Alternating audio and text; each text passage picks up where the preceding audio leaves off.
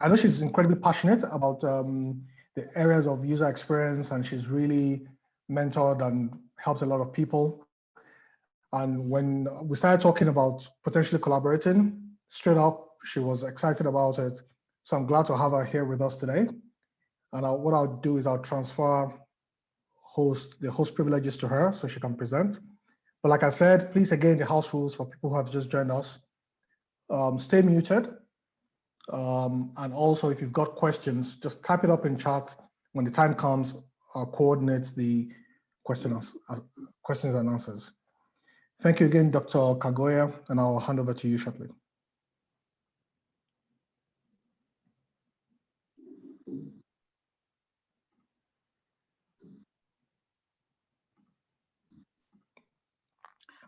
Yeah, thank you very, very much for that great introduction. And I'm really excited to be here.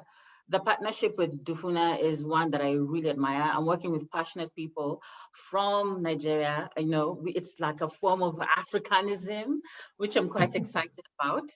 So this could not be a better opportunity. So as Tox has mentioned, I'm going to be talking about ethics in user experience design.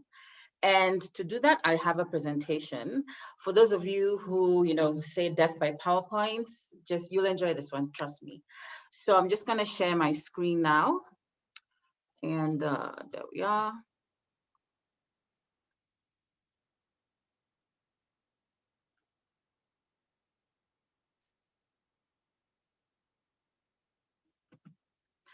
So I hope we can all see the screen. Maybe a thumbs up, Talks if you can see the presentation. Excellent, great. So I'm going to touch on the topic of ethics in user experience design. And when I was thinking about this, I had to ask myself, I had to take a step back and really understand what is the ethics, because I'm sure many of you have encountered ethics, whether it's as a provocation, whether it's as your job, or whether it's just a thought, but it's been in several areas. But we actually need to consider ethics in user experience and design. So I define ethics as a global concern in technology, which at the bare minimum must support every individual's dignity. So what do I mean by that? It's a global concern in tech because it means that every single function of technology, whether it's artificial intelligence, whether it's design, whether it's research, right? Whether it's software development, we need to consider ethics. So it's a global concern. And at the minimum, ethics attends to the dignity of the people we build technology for. Today, I'm only focusing on ethics in technology design. I'm not going to touch too much on ethics in AI, but that definitely is a lovely topic, and hence, functions like responsible AI. But let's tease this out a bit more. And I love this quote. It's actually from a research paper. And it says that when discussing ethics, it thus seems advisable to disentangle the concept, to discuss the underlying concepts of privacy, autonomy, stigmatization. I've included exclusion, human contact, individual or communal, because remember in Africa we're quite communal, approaches, and affordability. Allow me to use an example. And I use this example from a friend of mine in Nigeria. And the other day, Nigeria puts up on LinkedIn. So she's a very active LinkedIn poster. And she was talking about the fact that she attended an online conference, because right now most of us, or rather most conferences are online, like this session.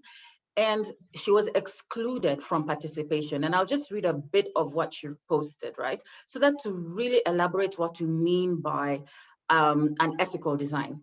So she says that virtually global conference producers should therefore keep in mind the disparate connectivity speeds folks across the globe will have, much in the same way visa politics are navigated offline. Let me pause here and explain this. So you attend a conference, right? The technology they use does not accommodate the fact that many of us from the global south have lower bandwidth. This is equivalent to having a conference in a country that has such strict visa restrictions that those of us who need visas to travel cannot attend. So you can actually have exclusion online, but not attending to your visitors, your attendees, the people who attend your conference, simply by not considering the bandwidth. And she ends by saying, bandwidth-hungry apps will remain a challenge for many of us, leading to connectivity lags or no participation at all from us, right?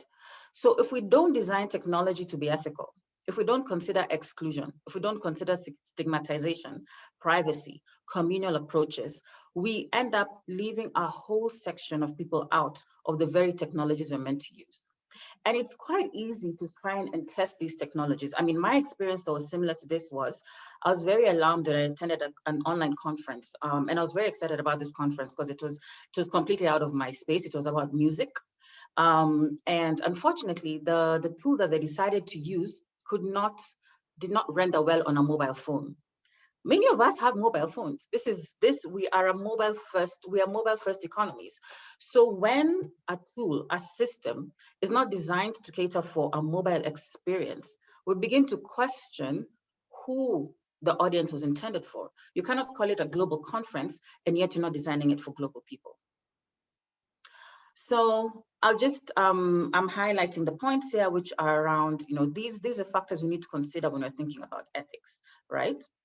Another thing I like to do when I'm trying to understand what something is to really demonstrate what it is not, right? And right now you might be thinking, okay, there's ethics, you're kind of getting an idea of what ethics should cover. But I have to put forward to you that there are consequences of not considering ethics as designers, right? Technology designers, whether you're a user interface designer, whether you're a UX designer, product designer, communication designer, there are consequences of you not being an ethical designer, and it is your responsibility. I'm going to talk about the first one, which is dark patterns. And I love this YouTube video that I came across the other day, and I'm just going to play it. So I hope the audio works pretty well. Let's see how it goes.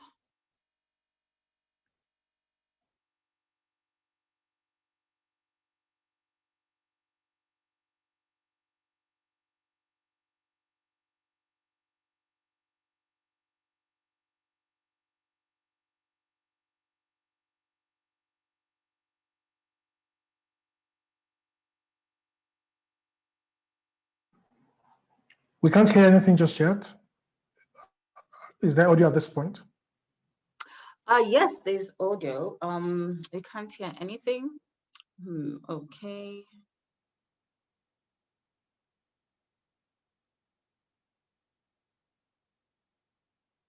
I think I'll have to change a few settings here. Give me 1 second. Just one thing that says share sound. So let's try that again. Toxie will just let me know if you can hear this one now.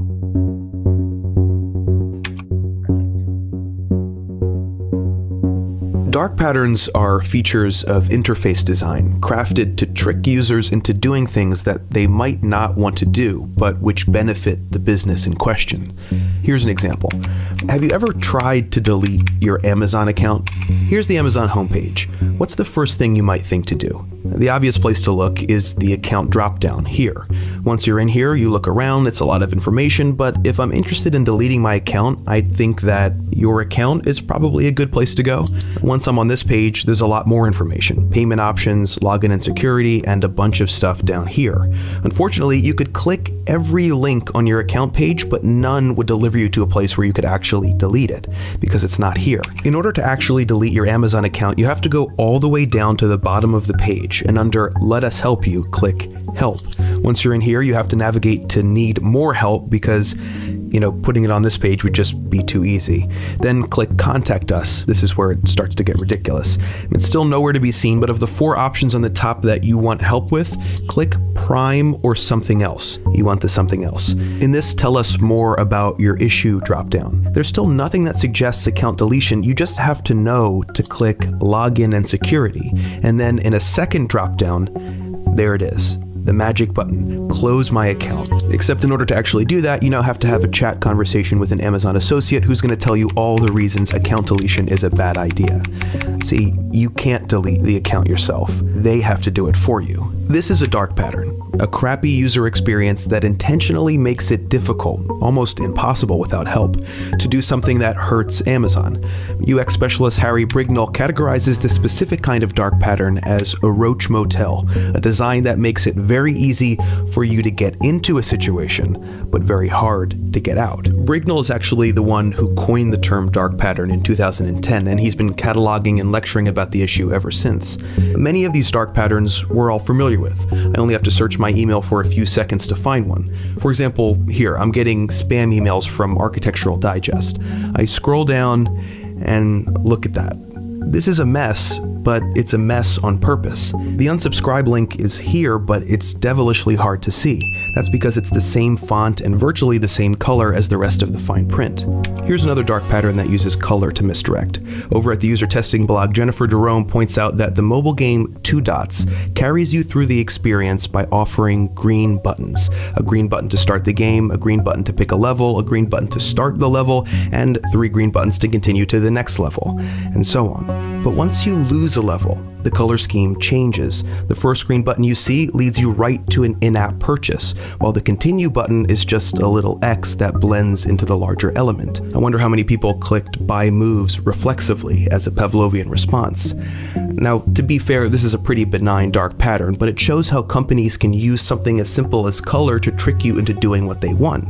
On the more egregious end of the spectrum, you have stuff like this banner ad for Chatmost, which is made to look like it has a speck of dust on it, causing people to brush it away and accidentally click the link.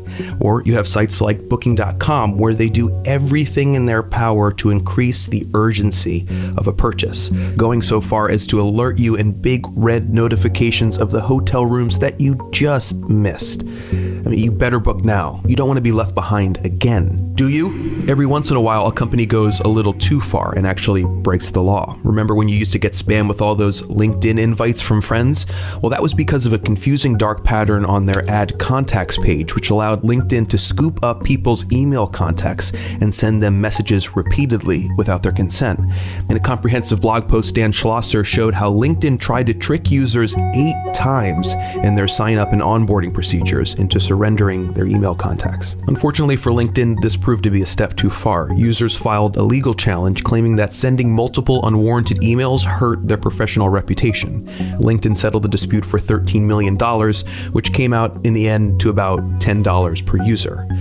It's rare for dark patterns to face consequences like these. Mostly they stay just on the right side of the law, understanding that it's hard to legislate around the psychological tricks of UX design. Everything on the internet is fighting for your attention, but there's a difference between those who are taking the time to build trust and loyalty, and the special offer you clicked which actually enrolled you in a monthly subscription, or the social network that dark patterned you into letting it sell data that you didn't even know it had. Some of the responsibility is on us, but some is on design too. And it's not the fault of the designers, they're just doing what they're tasked to do, knowing full well that if they don't, others will. As Brignall says, our best defense against the dark patterns is to be aware of them and shame the companies who utilize them. Design is what mediates our interaction with the internet. It's the language we read it in. It's not too much to ask that that language be comprehensible and honest. I'll pause it right there. I'll pause it right there. So that video that we've just watched explains what dark patterns are. And as you've understood, dark patterns are deliberate.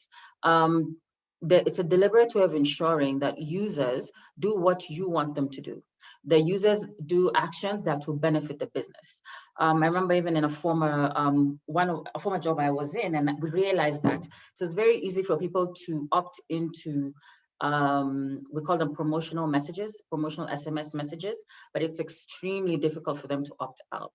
And the reason why this behavior was beneficial to the company was because every promotional message would be charged to the mobile subscriber. So you see it's beneficial, but once you realize that, it then becomes a responsibility of designers to stop dark patterns and to stop such behaviors.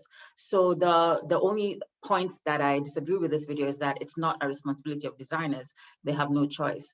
Actually, I put it to you as designers, you have a choice, a deliberate choice to make, to be ethical or unethical.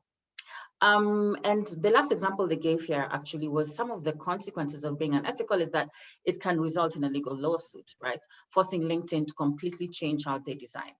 There are other ways that dark patterns, fortunately, have forced, legislation to step in. I'll give the example of, let me go to the next slide. There we are. Yeah, so for example, very, very recently, literally last month, California is banning companies from using dark patterns, which, as we've seen, are sneaky, right? And it's used in website design, in mobile design, because they make things like canceling a subscription frustratingly difficult. Because at the end of the day, you want people to engage with your products, right? You want to make money, but don't be deceitful about it. So number one, right?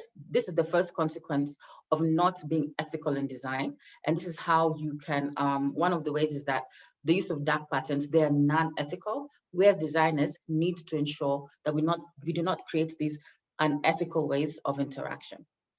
I'm going to go to the second point, right? So I'm going to give a background to this, and I'm going to talk about persuasive design. And I like this story because it nails it.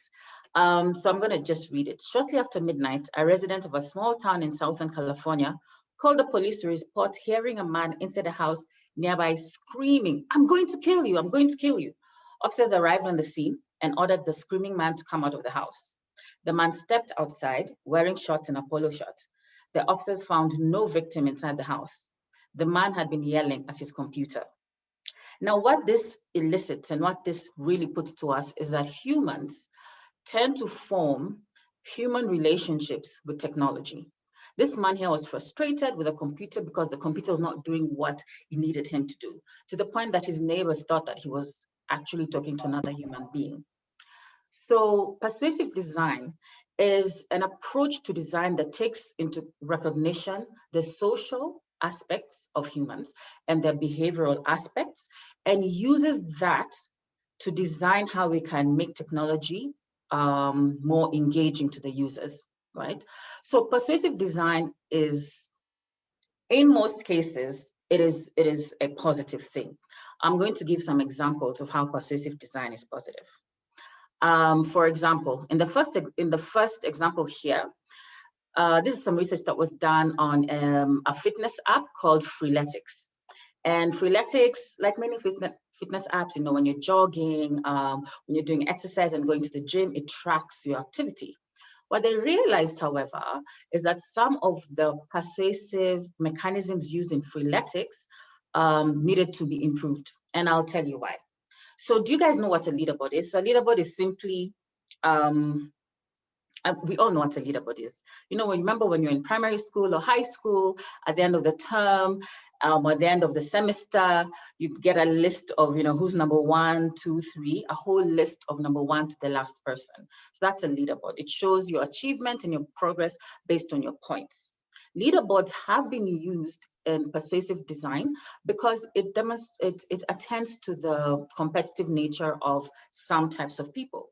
People want to be number 1, number 2, number 3. And so by putting a leaderboard, you're going to make people want to exercise more so that they can be the top jogger this month or the top jogger this week, for example. Now, what this study did is that it studied Freeletics, and it realized that, first of all, not everyone is the same. And it categorized sports people into 3 batches, like 3 groups. So I like that because, again, in design, you cannot assume that people act the same. People are different. You as a designer need to realize you're creating a design for diverse audiences, diverse people. And so in this study, they realized the leaderboard was actually negative. So there are 3 types of sports people, the groups that they had. There are the hedonists, the achievers, and the followers. So the hedonists are, and it's just a name, it's not saying that people who exercise are hedonists, it's just the name they give to this group of people. What they realize about the hedonists is that they are self-motivated and they hate being compared to other people, right? What triggers them is boredom. They want to try something new. So instead of using a leaderboard where you're comparing people, which they actually do not like, if you want to promote them into wellness and to promote them into doing more exercise, what you do is give them challenges and different conquests. Don't give them the same exercise every day. Don't give them the same exercise every week.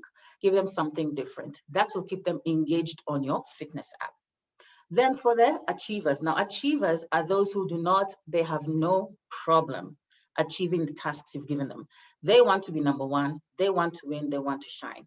The problem is that they are such high achievers that this ends up having a negative effect. So they continue to do these strenuous exercises to the point that it's unhealthy for them. They end up over-exercising. So again, apart from having a leaderboard, you need to provide advice to the overachievers. You need to track whether they are moving closer to physical harm. And through this, include this in your app. Then the last one is the followers. So the followers, they're the ones who are very attuned to what others are doing. So they're motivated by what their family and friends are doing. So for them, when they are not performing as well as their family and friends, they get discouraged. So for them, apart from a leaderboard, you have to accommodate, should I say, excuses. So say if they haven't exercised this week, you can allow them to say, I was traveling or I was unwell, because they're very conscious about social perception, right? So this here is an example of how tools in persuasive design can be used positively to ensure that there's engagement in an app. What you need to do is understand that these cues have to be attended to different types of people, right? So you can't design a fitness app, does not work the same for everyone. You need to do research and understand your users, and then create or use persuasive design in the correct way. I'm going to skip to the third example here, right? So using language as a cue for persuasive design. So how can language help you to ensure that people use your product more, people get more engaged? You can use praise. So using praise works whether or not praise is perceived as sincere or not. So this is very interesting to me. And this study was done probably decades ago with a bunch of students from Harvard. And they were put into 3 groups. So those who were told that the exercise actually was that they were meant to engage with a computer, right? And the computer would tell them to do an activity. And at the end of each activity, they'll be told stuff like, that is great, you have really helped us achieve to the next step. You are excellent, or you are awesome. You are really smart. So those are the lines of praise given to them. So half of them are told that, or rather a third of them are told, what this computer is telling you is random. So don't trust, it's not honest praise. The other third were told, this computer is giving you honest feedback. It's really praising you for your great work. And the third was a control group, which were not given praise messages. What they found at the end of this activity is that across the board, right, except for the control group, of course, is that between those who are told that the praise is not sincere and those who are told that the praise is sincere, both of them perceived the system to be like they liked the system. They were more engaged in the system, and it had positive effects on how they wanted to use the system more.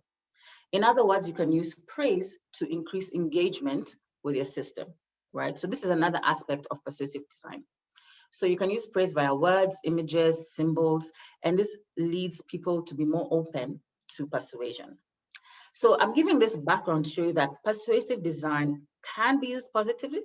It has positive outcomes, and it is a deliberate way of designing technology.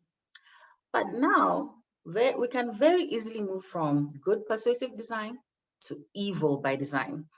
And I like this term, evil by design. I'll put the link down here and I'll probably share it. So if you see at the bottom of the screen, it's evilbydesign.in.info. And it looks at the 7 deadly sins, right? I think someone's mic is unmuted. Yeah, please kindly put your mics on mute, everyone. Thank you very much. Yes. So when you're not a good designer, when you're not an ethical designer, you can be an unethical designer, right? And the 7 deadly sins shows that how you can design deliberately, in an evil way to promote or to increase engagement. So I will just talk about 2 examples because of time. So sloth. So I don't know if you guys know the 7 deadly sins. If you do, just type them out in chat. One of them is sloth. So sloth is laziness, anger, envy. There's gluttony, there's greed. And there are two more that I can't remember right now. So sloth, it's a human thing. People do not like to, people want the fastest way to achieve something on an interface. Let's look at the example here. I'm sure some of you have tried to subscribe to something and you see 3 options and one of them is highlighted. You will most likely click on the highlighted one because you don't have time to think about comparing what is premium license, what is 1 month, calculating, you know, not all of us want to start calculating is 4.49 divided by, you know, multiplied by 12 months cheaper than blah, blah, blah. And we even use terms like hot. So eyes is moved to that. Out of laziness, you just click on that and you've achieved the outcome that the designer wanted you to achieve. So you can use this and you can say, you know, pre-pick your preferred option, prime people so that they are open to accepting the choice you highlight. But is that the choice that's best for them? Most likely it's not, right? Another way you can design, designing in an evil way, is that you allow people to, you promote envy. So many of us are aspirational. We want the best for ourselves. In this time of social media, we compare ourselves a lot with other people online. And we get a bit jealous. How did this work for Apple? How did this increase their sales? That simple line of sent from my iPhone. I mean, I remember seeing that line and I just used to get annoyed. I think I used to get angry, like, please stop bragging to me that you have an iPhone.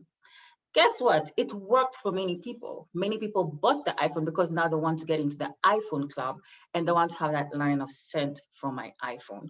So you can actually design based on people's negativity or negative habits, and this can promote your design. But please remember, this is unethical.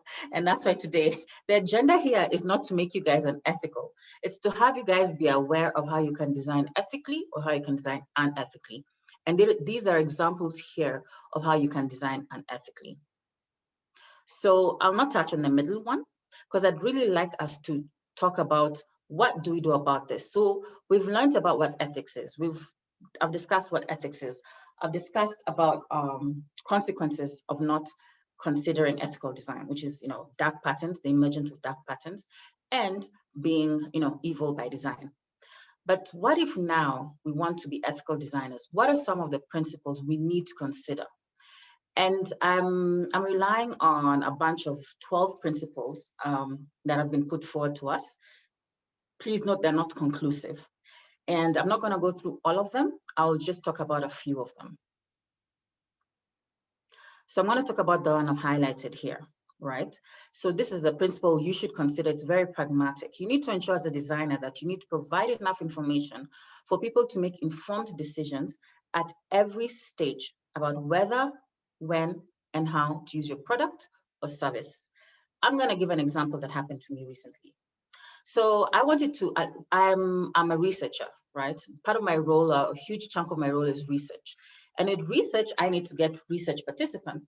So I quickly created this call out, a flyer that I now send to my WhatsApp networks so that I can ask people to volunteer to join my research study. Now, I'm not a UI designer, so I just put it together in a half and puff, right? So yes, but this is what I put out, right? So this is what I sent to the networks. So as you can see, you're attracted to, are you a small or medium business in Kenya? And it was now join this research study, the Microsoft Africa Research Institute, yada, yada, yada. So when people read this, if you can look at the spacing, it allows you to chunk, read, chunk. There's a link there you can sign up to. And guess at the bottom, it says each person will receive a Kenya shillings 3,000 shopping voucher for participation in this study. So that attracts you to it and you're thinking, oh, I'm going to get 3,000 shillings. That's not too bad, right? So you sign up. Now, when you sign up, there's a lot more information here. But you know what people did? Sloth. Remember Sloth, one of the 7 deadly sins that you can design for? They did not read this. They just went, signed up, filled in the form quickly, and sure enough, sooner, like within 2 or 3 hours, I was receiving phone calls asking for the 3,000 Kenya shillings. What do you think caused this? It's how the form was designed. So this first message here did not have all the information needed to give enough information at every stage so that the person signing up can know that filling the form is not the study. The study is actually a 90-minute interview. Despite the fact that this one was here, the 60 to 90-minute interview, we'll get back to you if you qualify for this study, all this information, people just ignored it and went straight into the design. It's my responsibility as a designer to ensure that this information is communicated in a way that's very clear to allow people not to make mistakes. So the mistake here, people were signing up, filling in this and saying, you know, they wanted 3,000 shillings. But this was a form for them to sign up, then they'll be selected, and then they'll do a one-hour interview, and then they'll get the 3,000 shillings, right? So we need to be careful around even how we put our, how we design content, how we design communication. Should have some things here have been in bold. Should we have more spacing? Should it be a shorter message? Should it be a bigger message? Can you use bullet points here? These are factors you need to consider to ensure that you communicate correctly, not only in visual design, and that's why I'm giving this example of text, but also in text design. So another principle we need to consider here is that as a designer, you need to complement differing needs, abilities, viewpoints, and morals. I'll just talk about needs or abilities, right? So abilities, many of us are differently abled. You need to consider how can your design be used by someone whose vision is not maybe 20/20. How can your device or design be used by the blind, the visually impaired, right? You need to consider these factors. Also, you need to consider your audience. So back again to what is different about the context you're designing for. I remember when I used to try and register for Spotify, and I used to get very upset because they could not allow my Kenyan credit card. And I wondered, is my Kenyan money, you know, cheaper than that dollar? No, it's not. But of course, there are many other issues here behind why Spotify at that time was not allowing itself to open up to our market. And I mean, now it's available. If those of you who are not aware, you can actually register for Spotify now or join Spotify now in Kenya, in Nigeria, I believe also. But at that time, it was, again, not considering the fact that, number one, not many of us have credit cards or debit cards in Africa. We prefer mobile money. So if a product claims to be global, it needs to accommodate how we pay for services. It needs to recognize the fact that in this part of the world, mobile money is every day. We've been using it for 20 years in Kenya. So when you're designing something, you need to be aware of what happens on the ground in that country and accommodate the design of that into how you design your products. Lastly, as you've seen, there are 12 principles here. I'm not going to touch on all of them because of time, but I'm happy to share the links with Talks, and then he can probably share with all of you so that you can read and get more involved in understanding what these principles are, and you use them in how you design your products and services. So the last one I'll talk about is how do you support the principle 12? So support the product or service throughout its lifespan, and I added there throughout a user journey. What do I mean by this? When you're using a product, right, you need to think around what is the lifespan of a product means. For how long is it an active product for your users? And when a product dies, when for whatever reason, maybe the company decides to kill a product or it fails, unfortunately, in the market, you need to ensure that you're there to the end. I don't know how many of you have tried to call the customer care of a product and there's no one picking up. You try to email and sorry about that. I was trying to time myself and now it's okay. There we are. Yeah, you've tried to email them and there's no reply. That is not good design. And the reason I added the user journeys, need to think about how do people, what happens before the people use your product and after. I'm going to touch slightly on what I mean by that. So in 2013, I was part of a project. I was leading the technical part of a project called Umati. And Umati was a project designed around our elections. So unfortunately in Kenya, during elections, we suddenly remember that we're from different tribes. And so all our political leanings are closely coupled with our tribes. And this causes lots of unnecessary animosity. And we see this a lot online. So Umati was scouring the internet, looking out for what dangerous speech, so a heavy form of hate speech, and we were tracking this down. The reason why we consider the end-to-end is because the project was only about, getting online and collecting this, and it was a research agenda, but you needed to be ethical. So what's happened when we came across calls to kill, calls for violence? Would you stop and say, this is outside the scope of the project, we cannot do anything? That would have been a choice, but we decided to be ethical, and we decided to think about what do we do about these calls to violence. We partnered with several other stakeholders whose responsibilities to handle this, like the police, several NGOs, because we have to think about the users at the end of it all, right? Do they need help? Do they need psychosocial help? And by thinking about the end-to-end interaction, not only when they're talking, when they're spewing very heinous things online, we have to think about the psychosocial support of that person. When you're designing something, don't only think about the use of your product, think about what does the person do before they engage with your product? What does the person do after they engage in your product? And how are you responsible for this, right? You have a responsibility as a designer. So these are very clear and solid points. And I've talked about now guiding principles for design. But there's also you as a UX researcher, UX designer. What about for you? So there's for design and there's also for you. Again, I'll just touch on maybe one or two. The first one, which I need all of us to consider, is that when you're, especially for the researchers, right? Some of you are researchers on this call.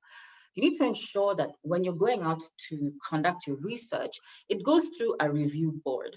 There are actually review boards that need to look at what you're going to do, how you're going to engage with the research participants, what methods are you going to use, what are you going to do with the data, are you considering privacy, and a whole list of other concerns.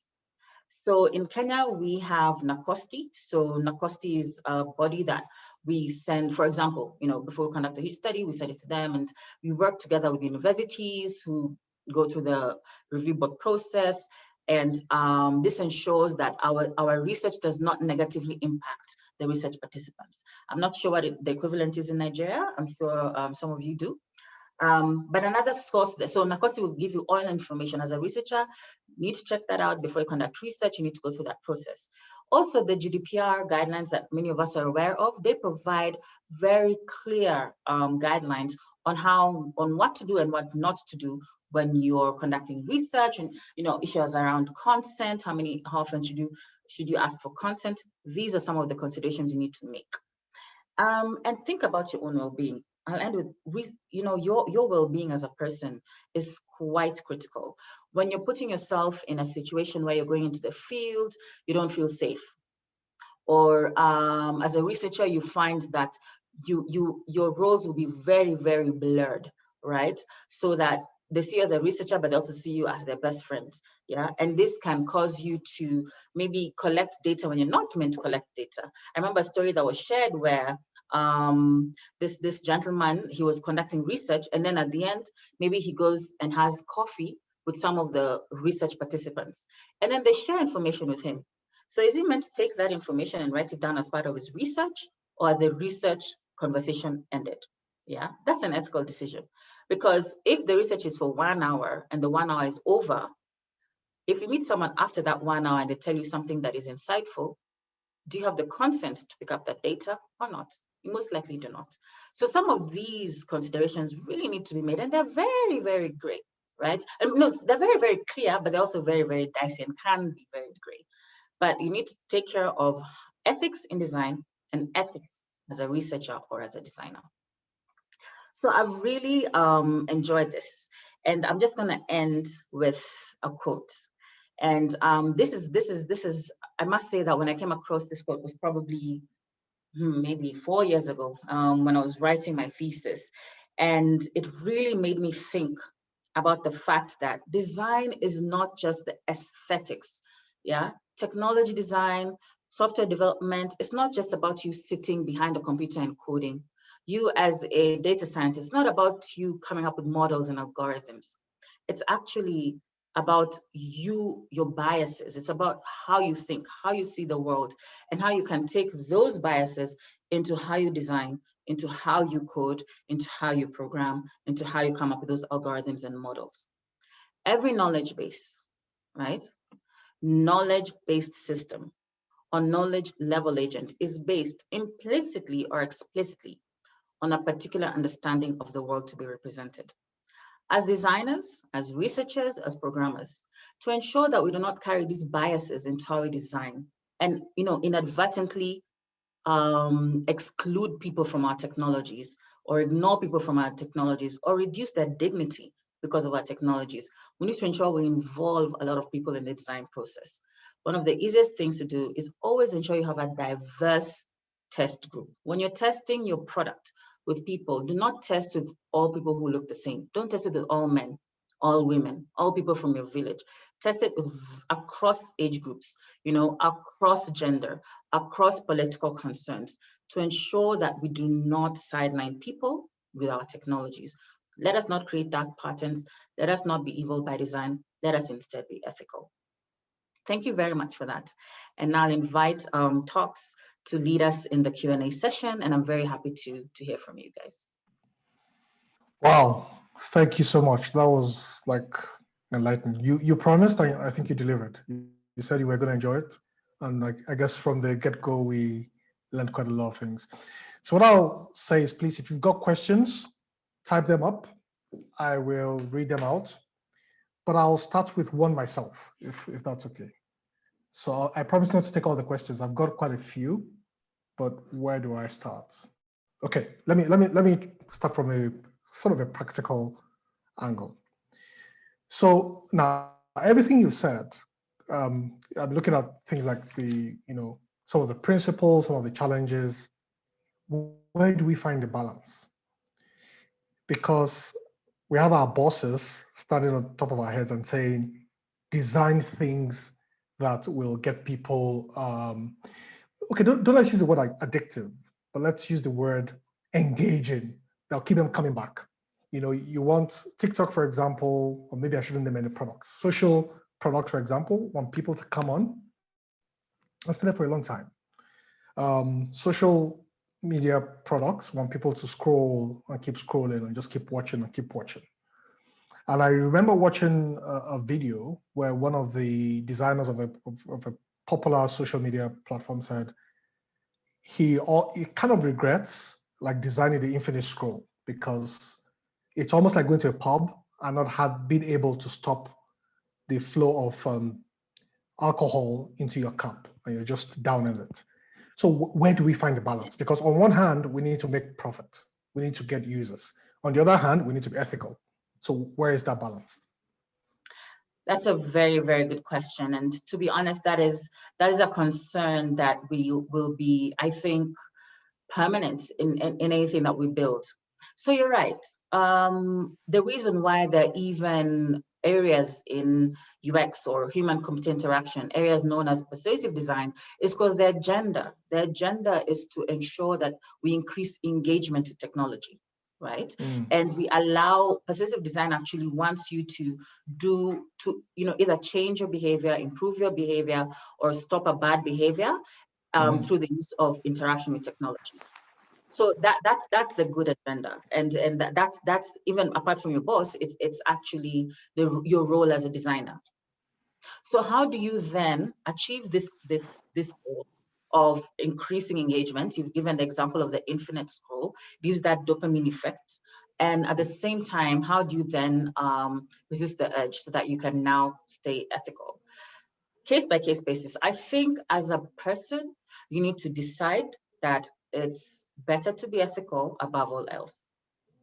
The same way we decided that it's better to consider accessibility above all else. The same way we've decided that when we're unethical, we end up harming each other. Say, for example, I was very happy with last year when a bunch of top companies stopped putting out facial recognition products. At least they put a pause to it because they realized that they're completely biased against Black women, right? I will not be, I could sit here with my neighbor who looks extremely different from me and to think it's the same person. My brother told me that his daughters, it cannot separate the difference between his children. So had they not been ethical, I would have been sidelined. So if you're not ethical as a designer, you're sidelining your neighbor, your friend, your future grandchild. It's all going to come back to you in the end. So you need to ensure that you're ethical. And the good news is there are ways for you to increase engagement and still be ethical and still achieve the business goals and still achieve your job goals as a designer. So that there are workarounds to it, or that there's a correct way to do it. Maybe you'll not get, people spending 30 hours a day, but maybe they'll spend 10 productive or five hours a day on your social media platform, and the rest of the time they're going to be socializing with family members and doing stuff that builds them. Then it becomes up to you to think and say, look, if they're only spending 2 to 3 hours on this and they spend 30 hours, what else can I build for them that can help them solve a problem they have in that free time that they've now created? So it pushes us to be more innovative, it pushes us to be more creative, and it pushes us to create more solutions that solve actual problems. Well, thank you so much for that. So let me take one question. I've got a few more, but please, guys, keep your questions coming. We don't have a lot of time. We've got about maybe 10 more minutes to go. So there's a question here about, can emojis and memes help in being ethical in our approach to human-computer interaction designs? I love that question. So the rise of memes, and the reason I like that question is because, so very recently, so an ethical concern in artificial intelligence was that while we were concerning ourselves with deep fakes, so deep fakes are videos, should I say, it's the use of video technology to mimic someone to create someone else. So you can put me in New York right now, because you'll take my picture and you'll see me walking in New York, but really I'm here in Nairobi. So a lot of attention was on deep fakes and how to detect deep fakes, how to detect misinformation. Then we forgot that little guy called memes, because even memes can be used to spread misinformation. Memes have been used for very unethical engagements. So memes can be used for wrong, but we can also use memes for correct purposes. So we need to, how a very clear way to do this is to understand where is this meme being used. So for example, if it's a meme, and the problem with memes, they're usually very funny, right? A meme is often meant to be funny. And it can be something funny about coronavirus, and then without knowing, you're spreading misinformation around corona, right? Because it's just a funny meme, but some people will take it seriously. So we can use memes for good, and we can use emojis for good. But you also have to realize that even emojis and memes can cause misinformation. Emojis can also be exclusionary. You remember, but less than 5 years ago, there was this uproar around emojis. Why were all the emojis of white people, right? They were white or yellow. And then as Black people were like, hey, we're about, over 1 billion people on this planet, wear emojis that look like us. And now you've noticed on your phones that emojis are now more inclusive. So we can be ethical in how we do emojis. We have to be representational. Just remember, it needs to preserve every individual's dignity. That's a very huge provocation. So you need to consider the people and the context within which those emojis and memes will be used. So just test, research, test, and ensure that your research audience is diverse. Thank you so much. Fantastic. Okay, so there's no other questions, so I've got one more. Now, there's a growth of fintech in Africa, in Nigeria, in Kenya as well. And some of these fintech companies are into loan or borrowing or lending, and some are into gambling. And actually, a study was done a couple of years ago, and some of the most popular sites across both Nigeria and Kenya are actually gambling companies. Now, this is not about the ethics of gambling or not gambling, but I guess I remember once I was in Nairobi, and one parent was saying, it's so easy to borrow money from, say, a lender, and use that money on a sports betting platform. Yes. And as a result, their child had gone into a lot of debt.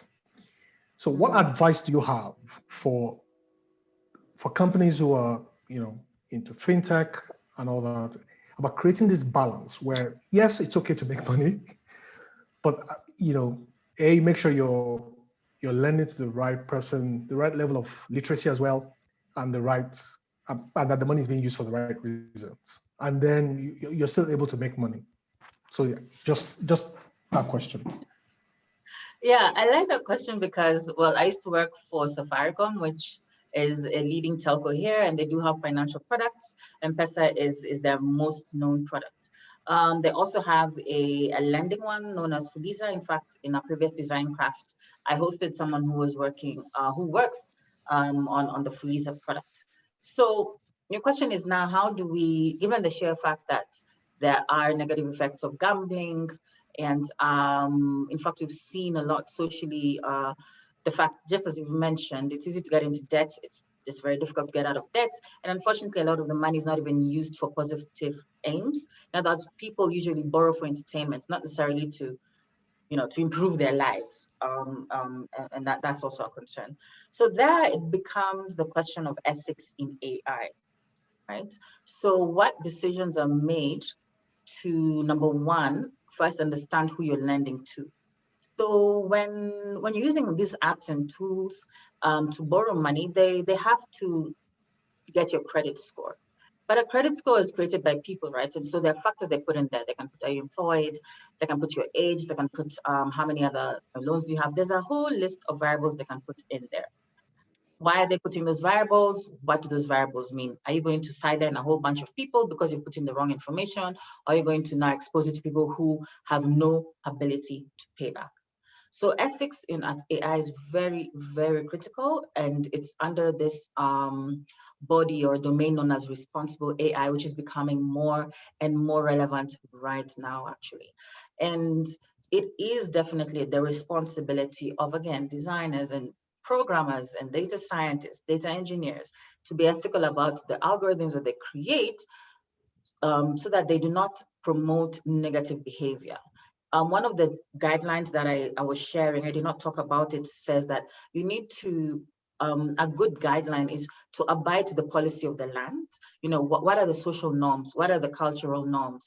And let your design abide to that. So if honestly, the cultural norms in your part of the world do not necessarily promote gambling, then, or over borrowing, then probably create your algorithms to reflect that. So short answer, algorithms are made by people. People need to be ethical. People have biases. So you need to ensure that the algorithm, the use of it, number one, is equitable so that everyone has a chance to borrow money, at least in the way that, and by everyone, I don't mean that, anyone, if you can't pay back, you should be allowed to get more money, but you need to make decisions about how that works. And secondly, then what are you promoting? And you need to make a conscious decision about that. But it's true, Dr. As you said, it does bring a significant income, because you make a lot of money through these gambling and borrowing apps. But is it ethical to give an interest rate of what, 20% every week? Are you a loan shark? So that's a concern. Thank you so much. So we'll take one more question and we'll just close because we want to be on time. Right. So there's a question here about, are there agencies that help to regulate ethical designs, or is it more of a moral guideline for designers? So just to add a little bit to that one is, even if they are not, should tech be regulated? This is a topical issue right now in the US and I guess in Europe. Should tech be regulated? So that's the final question. Okay, and that's a very good question to end with. So before, there were not stringent agencies. There were not bodies. There's no global ethical design committee of the world, if I should put it that way. And with technology becoming more and more ubiquitous, with computer devices becoming very much intertwined with our decisions, with our way of life, with everything that we do, that became a problem. One of the most recent provocations actually was when Facebook was put to task because of the Cambridge Analytica scandal and many others. Now, this was not the only, Facebook is not the only culprit here. Let me just repeat that. There have been very many tech companies and designers and programmers who have been unethical in the past. It's just because it's a huge organization that more so affects billions of people in the world that this became a concern that could not be ignored. So it was that highlighting moment that forced legislation to be brought into the design of technology, right? And that's why we have GDPR, which are the global guidelines around how we should be ethical. How should we, how should we handle privacy? How should we handle security? When you go to a website, I should ask for your permission to use cookies to get information about you. You should have the right to delete every single information that I have about you. The right, it's called the right to the right to be forgotten, right? Which means that you don't need to know, you don't need to track everywhere I go, you don't need to track my notifications, etc., etc. So yes, now there are agencies that have emerged that are really taking care of specifically online information. Before that, there were guidelines that were created when it came to research. So this is now why we have bodies like NACOSTI and international review boards that check for how research is done on research participants. This stemmed from, was it, I think in the 80s? And they were called the Nuremberg principles or trials. And this was because at that time, research was being done in very unethical ways. So if we go back all the way to the Holocaust and the discoveries in health, people were not necessarily treated. Let's just say there was lots of death and hurt for the sake of science, but that was wrong, right? So ethics as a concern has stemmed from physical science and has moved to computer engineering and computer science over time. There are rules, there are guidelines, there are procedures. They're not necessarily global, right? Because in some countries, people do not follow GDPR, but they are available. And the organization that I work in now, Microsoft, we do have, guidelines and policies that really guide on how do we build AI systems, how are we ethical when it goes to research, and a whole bunch of them.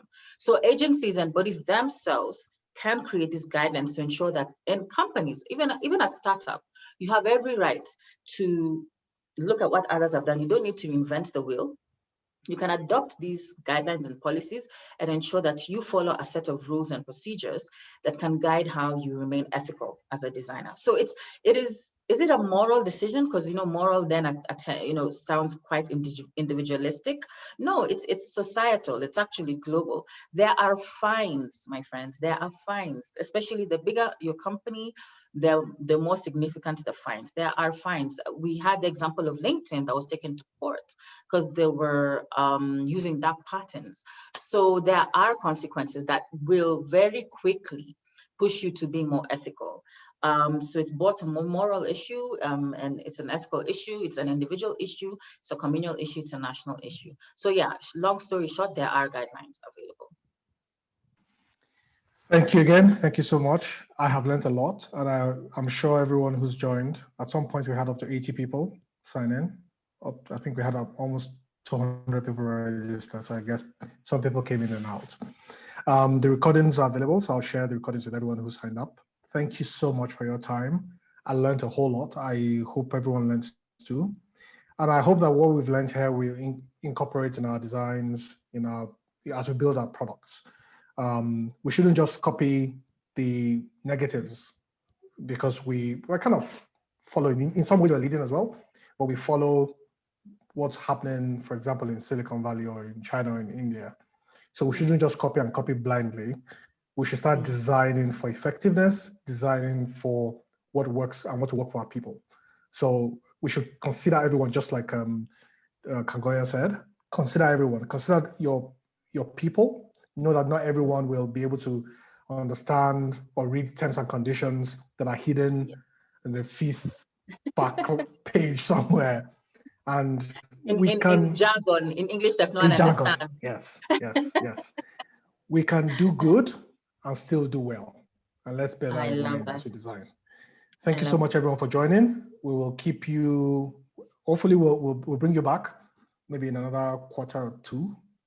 We'll look for something else you come talk about. And then we'll collaborate a lot more together as different countries within the continent, and we'll achieve a lot together. Thank you so much, everyone, and we'll see you again. Thank you, guys. Thank you, everyone. Thank you then. very much, Talks and Ola. Bye-bye. Bye. Thank you. Thank you. So Kagoya, I think you need to end the meeting for everyone now. Okay. All right. Thank you, Okay, guys. Thank you. Bye-bye. Thank you. Bye. Bye.